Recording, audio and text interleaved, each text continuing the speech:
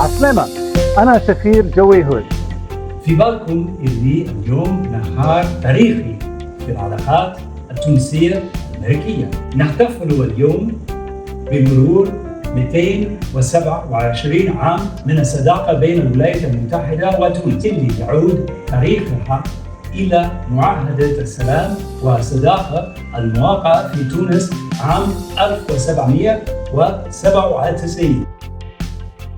شركتنا كبرت وتطورت على مر السنين. في عام 1961 كان الرئيس الحبيب بورقيبة أول رئيس دولة يستدعيه الرئيس جون كينيدي في زيارة رسمية، وكان له استقبال شعبي كبير في واشنطن ونيويورك.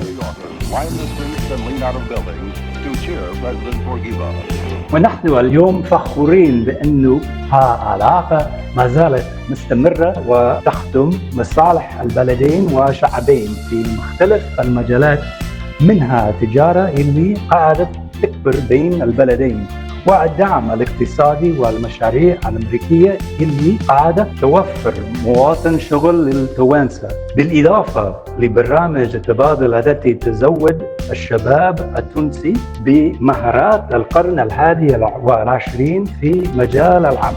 تكمن قوة الأمة في الصداقة الدائمة التي تحافظ عليها مع الآخرين. وبمناسبة يوم الصداقة الأمريكية التونسية، أعتقد أن كلمات الرئيس الراحل بورقيبة تقول أكثر من هكذا. إن شاء الله هذا بادرة خير للمستقبل في توطيد علائقنا وتدعيم صداقتنا، الصداقة التقليدية لما بيننا وما بين الشعب الأمريكي.